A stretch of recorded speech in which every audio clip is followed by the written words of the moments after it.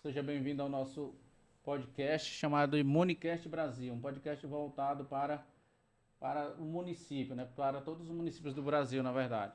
Meu nome é Carlos Rocha, sou advogado, atuo no âmbito municipalista e eleitoralista. E hoje temos a grata satisfação de receber aqui o doutor Ulisses Costa. Seja bem-vindo, doutor Ulisses. Obrigado. Que é advogado, procurador da Câmara Municipal de Vereadores de Linhares, Espírito Santo, e também o presidente do Instituto Gavi. Doutor Ulisses, seja bem-vindo. Obrigado, E mais uma nos vez. conte um pouco como você ingressou nessa seara legislativa. Opa, primeiro eu quero agradecer o convite, estar aqui com você, uma honra imensa estar compartilhando esse espaço aqui com um colega que atua nessa área há tanto tempo, uma referência para mim, obrigado. E minha trajetória é a seguinte, eu sou advogado desde 2008. Houve um tempo ali da minha vida que eu comecei a gostar de estudar para concurso público e passei no concurso de procurador da Câmara Municipal de Linhares, no Espírito Santo. Então, ali, isso foi em 2016. Então, esse ano está completando 10 anos que eu estou como procurador jurídico da Câmara Municipal. Aprendendo a cada dia, são 4 gestões, né? Peguei ali o final de 2016, o final de uma legislatura, depois trabalhei ali com 2 legislaturas completas, e agora estamos nessa 4ª legislatura, essa 4ª gestão, conhecendo vereadores novos, como eles entram empolgados ali, querendo mudar a cidade, não é verdade? Muito bom. Doutor, eu acompanhei já algumas palestras suas, né, inclusive a última na na 25ª Marcha em Brasília, né, que aconteceu recentemente, está acontecendo, na verdade, ainda. E eu vi que sua experiência é muito grande na área de legislação. Eu queria que o senhor comentasse um pouco sobre o artigo 22 da Constituição, sobre a competência para legislar, Olha aí, isso voltado para o âmbito municipal. que bacana. Eu realmente eu gosto muito, muito desse assunto. E até explico por quê, né? Por estar aí 10 anos, né? Vai fazer em junho 10 anos que eu estou na Procuradoria da Câmara. Eu percebi que os vereadores entram e falam assim, não, eu vou falar isso aqui, não é uma crítica que eu faço, que por mais especialista que a pessoa entre ali, em alguma área, ela vai entrar na Câmara e vai ter muitas dúvidas sobre como que é a atuação para fazer um projeto de lei, como é a atuação para fiscalizar, que nossa colega Priscila fala muito bem sobre esse tema. E então, assim, eu comecei a ter um olhar diferente, preocupado com o que o vereador precisa entender para atuar melhor. Dentre esses aspectos que eu estou comentando, nessa área da função legislativa, o que nós vemos muito são projetos de lei que são considerados inconstitucionais, contrários à Constituição Federal. E, na sua pergunta, o artigo 22 da Constituição, ele trata da competência legislativa privativa da União para legislar. Só que ali tem muitos temas que envolvem questões do município. E, vez ou outra, um vereador acaba legislando sobre algum tema relacionado ali no artigo 22. E um exemplo disso, trânsito. Trânsito, vez ou outra, aparece um projeto de lei tratando de algum aspecto do município sobre trânsito. Só que competência legislativa privativa da União para legislar sobre esse assunto. Então, o que acontece? Projeto de lei do vereador, considerado inconstitucional, a CCJ tem que fazer um parecer contrário, ou caso ali o projeto seja aprovado, acaba vindo um veto do prefeito. Enfim, então esse artigo é muito importante, o conhecimento, e nós tratamos disso ali na palestra, na Marcha de Vereadores, que você comentou. É muito importante o conhecimento desse assunto, dos temas ali relacionados, para que o vereador não caia nesses erros, para que o projeto de lei do vereador, tenha mais chance de êxito. Em grande parte, esses temas já estão legislados, né? Então, o trânsito já tem o código, o meio ambiente já tem o código, direito animal já tem. Isso ali, direito do trabalho, licitação. E o interessante que, às vezes, o vereador faz um projeto de lei e fala assim, olha, mas eu não quis legislar aqui, fazer uma lei sobre direito do trabalho. Vou dar um exemplo recente que aconteceu. um projeto de lei que o vereador, ele tratou ali lembrei. É que eu ia falar de um aqui, lembrei de um outro, depois eu conto desse. Olha só, ele diz querer tratar de meio ambiente, uma questão ali relacionada ao meio ambiente, proibindo veículos de usar aqueles barulhos, tem aquelas motos, descargas, né? com barulho. E a ideia dele era legislar sobre a poluição sonora. Eu achei interessante o argumento, só que eu falei, olha, você está legislando sobre uma questão sobre trânsito. Não, é meio ambiente. Aí nós seguimos um parecer nesse sentido, que ele estava tratando sobre o meio ambiente, cuidando da poluição sonora. O projeto foi aprovado, né? Só que o prefeito vetou esse projeto justamente com esse argumento que ele estava legislando sobre questões relacionadas ao trânsito, que é competência legislativa da União. Os municípios têm seus códigos de posturas, né, que às vezes reproduzem o que está na legislação federal, mas às vezes elas excedem, acham que podem, o que é, então, errado, né? Exatamente. Até porque, Carlos, você pensa, se cada município tivesse a liberdade de legislar sobre trânsito, fazer regras diferentes, estaríamos numa cidade onde algo é permitido e a cidade ao lado, aquela questão já vai ser proibida. E pensa, aqui você vai fazer a mesma, na cidade ao lado, você pode ser multado. Pensa se tivesse essa liberdade para os municípios. Sem segurança jurídica, né? Segurança jurídica total. Então, algumas questões precisam realmente ser tratadas no nível federal e os municípios, os estados só no máximo regulamentar alguma questão ali, sempre observando a legislação federal. Maravilha. Deixa eu te fazer uma pergunta em relação à constitucionalidade, mais perspicaz, né? Você acha que os projetos inconstitucionais que ainda existem hoje, eles são decorrentes da falta de capacitação no processo legislativo ou fruto de um acordo de cavalheiros entre os vereadores, onde a CCJ acaba não entrando na constitucionalidade de um, aí como não entrou no de um, também não vai entrar nesse mérito no do outro? Qual seria o fator mais preponderante para as leis inconstitucionais? O nosso ambiente de trabalho é político, né? Então, realmente, é uma pergunta que acaba acontecendo, algum acordo, sem dúvida, em alguma questão ou outra. Mas, tirando isso, trazendo para a parte técnica, a maioria, assim, na verdade, é questão de falta de conhecimento. Às vezes, o vereador não quer aceitar porque vê ali que uma lei foi aprovada no município, e ali naquela lei pode ter acontecido de ter um acordo, não, vamos aprovar essa lei aqui, a CCJ fez um parecer favorável, aí ele vem e traz aqui para essa Câmara, não, mas lá foi aprovado, por que aqui que não foi? Então, assim, vemos que a maioria das vezes é falta de aceitação e conhecimento técnico sobre o assunto, sabe? Então, é muito importante que os vereadores se capacitem, isso é indiscutível, necessidade de capacitação do vereador. Além da capacitação do vereador e dos servidores da Câmara, é preciso também que a prefeitura se capacite. A gente tem as competências ali do prefeito, né, que estão estabelecidas também na Constituição, na lei orgânica. Sem dúvida, sem dúvida. O processo legislativo, muitas leis importantes, né, nascem do processo da prefeitura, do Poder Executivo.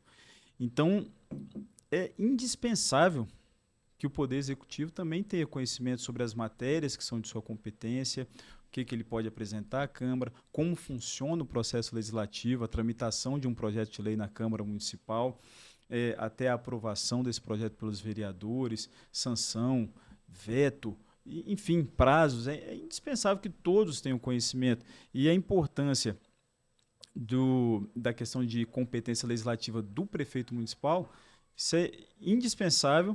Nesse caso, acredito mais para o vereador. O vereador precisa de mais conhecer e aceitar que existem matérias que são de iniciativa privativa do prefeito. Trago exemplo: criação, estruturação, atribuições de secretarias, de órgãos da administração pública, servidores públicos. Essas matérias são de competência, são de iniciativa do prefeito. Só ele pode iniciar um projeto de lei tratando desses assuntos. Então, é indispensável que todos tenham conhecimento sobre isso. Às vezes o vereador, como ele é representante do povo, às vezes ele tem que apresentar algumas matérias, assim, acompanhar isso, mesmo para chamar a atenção, para chamar o debate, mas ele deve deixar o eleitor ciente de que aquela matéria pode ser vetada. Então, ter essa sinceridade com o eleitor, olha, isso aqui é competência do Poder Executivo, mas vamos fazer uma iniciativa aqui para provocar, para chamar a discussão. E acho que, do ponto de vista político, é um ato que às vezes vale a pena brigar, né? Não estou defendendo o projeto inconstitucional, mas estou defendendo um posicionamento que às vezes o legislador precisa tomar para defender, para puxar uma discussão. Então, acho que isso acontece, já aconteceu, assessorei 6 anos um deputado, onde aconteceram algumas situações dessas, mas a gente foi bastante claro para os segmentos, a competência é do executivo. Vem um projeto do executivo sobre o servidor, vamos fazer uma emenda, sabendo que uma emenda submarino, né? É um jabuti, o famoso jabuti, mas isso ficou muito claro e sabendo dos riscos e acabou, foi vetada, mas o vereador precisa, o parlamentar às vezes precisa fazer algum gesto, mas desde que ele seja sincero e honesto com o seu eleitorado sobre os riscos, né, disso tudo. É uma estratégia política, esse exemplo, né, essa forma de trabalhar que você citou. Realmente, sim, é possível fazer isso. Há outras formas de fazer também, de movimentar, fazer audiências públicas sobre algum assunto. Fazer indicações ao executivo, né? É possível também. Mas nós sabemos que a questão de grupos políticos, às vezes, acaba não tendo, surtindo efeito, né? Essas outras maneiras de discussão. O vereador encaminha a indicação de um projeto de lei importante para o Executivo, o prefeito simplesmente ignora, não dá a importância, a repercussão necessária. Então, a gente sabe que acontece isso. Então, às vezes, como forma de estratégia, essa forma de trabalhar que você citou, fica interessante, né? Eu vou até um pouco na contramão, porque na assessoria eu já fiz alguns projetos que, em tese, seriam inconstitucionais, mas que tinham esse poder. E aqui no DF a gente tem um caso bem emblemático, que a lei do cinto de segurança surgiu daqui, né? A Câmara Legislativa aprovou a lei do cinto de segurança, ela teve uma repercussão nacional, ela foi declarada inconstitucional, mas como chamou tanto a atenção, acabou que o Congresso Nacional legislou também, trazendo ela como uma obrigatoriedade. Olha aí, tiveram outras situações também que a gente acabou forçando o Executivo a enviar o projeto de lei que ele não tinha encaminhado anteriormente. Mas isso é exceção, isso aí depende da estratégia política, depende de um comportamento do parlamentar, tem que fazer isso de forma sincera e honesta com o eleitorado, falando dos riscos, mas acaba às vezes sendo a última opção que ele tem ali para fazer a entrega àquela população. Sim. Eu gostaria que o senhor falasse, doutor, tem algumas leis que seja importante as pessoas saberem, que são aplicáveis ao processo legislativo, que devem ser observadas tanto pelo parlamentar quanto pelos assessores. Veja, essa pergunta é importante, talvez assim, difícil de responder de uma forma mais abrangente, mas existe sim algumas leis que eu considero importante que o vereador conheça relacionado a algum aspecto que trate ali do projeto de lei que ele está fazendo. Vou dar um exemplo aqui para ficar mais claro. Hoje é indiscutível que o vereador ele pode apresentar um projeto de lei criando algum gasto para o Poder Executivo. Isso, o STF já tem esse entendimento desde 2016, salvo engano. Então tem bastante tempo que o STF já se posicionou favoravelmente a projeto de lei de vereador, aumentando um gasto, criando alguma despesa.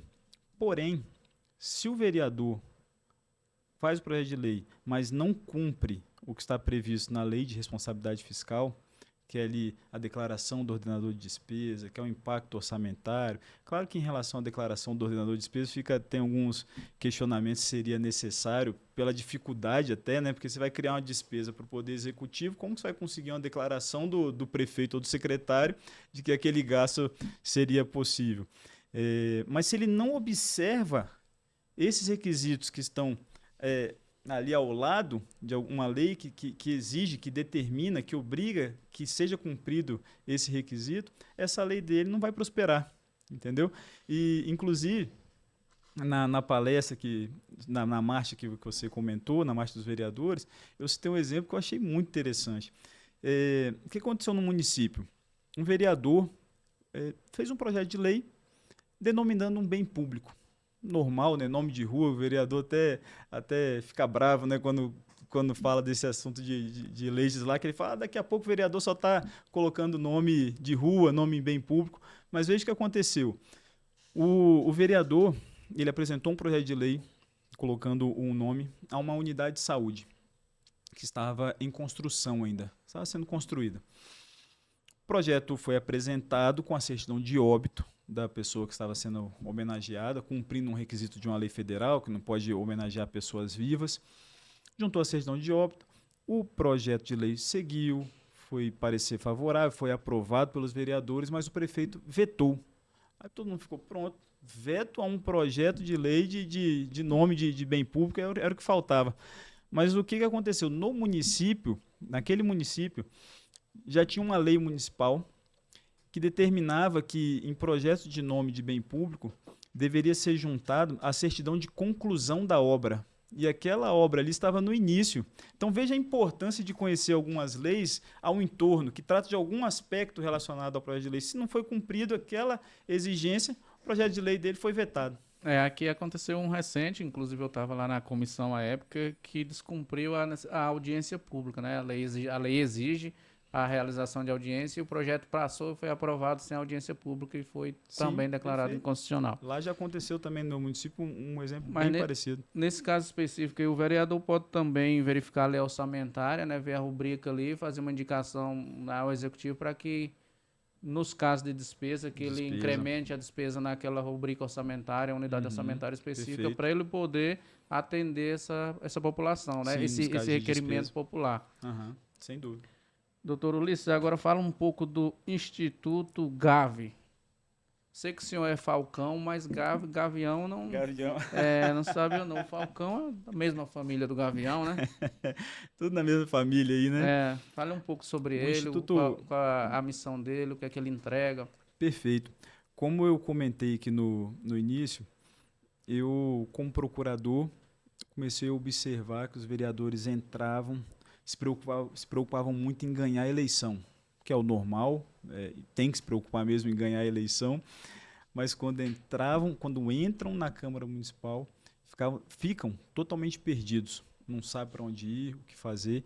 Então, vendo isso, eu criei o Instituto Gavi, que é uma empresa de capacitação de vereadores e assessores, justamente para auxiliar o vereador e o assessor nessa missão, nesse trabalho, depois das eleições.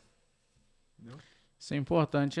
A gente costuma dizer nas câmaras maiores, nas assembleias, que o parlamentar ele tem que fazer política, né? Então a assessoria é quem tem que cuidar dessa parte e acaba cuidando.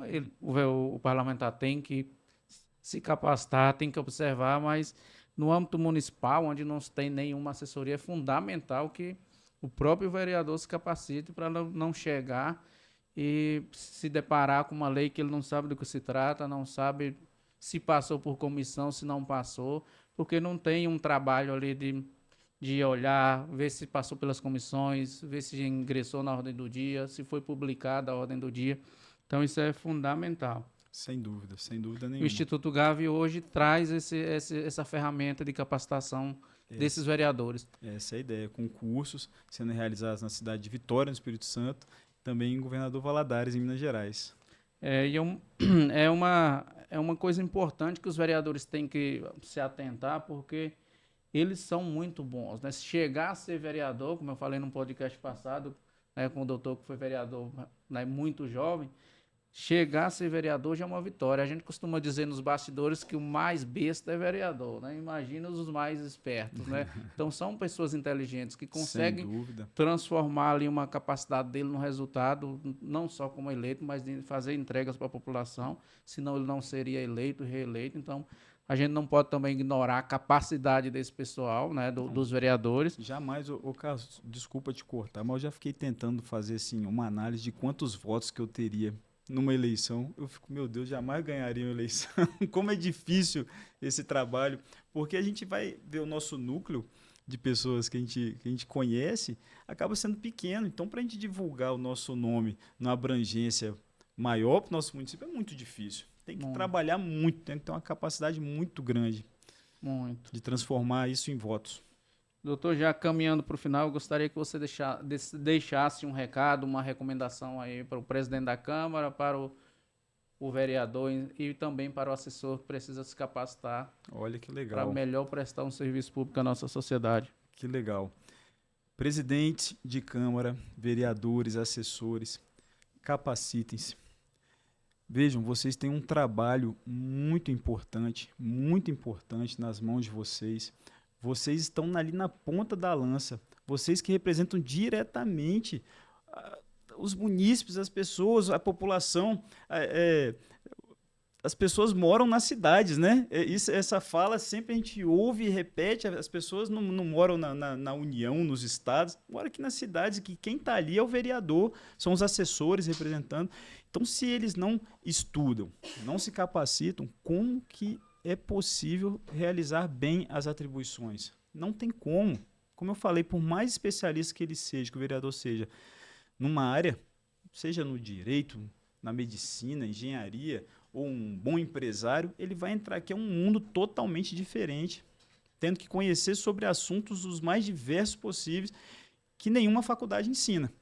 Então é indispensável que o vereador e o assessor busquem cursos de capacitação, participe de eventos como a marcha de vereadores que nós comentamos aqui. É indispensável para que ele possa fazer a diferença como vereador, para que possa conseguir até uma reeleição, né, fazendo a diferença no seu trabalho, e levar resultados também para as cidades, para o município. Capacitem-se.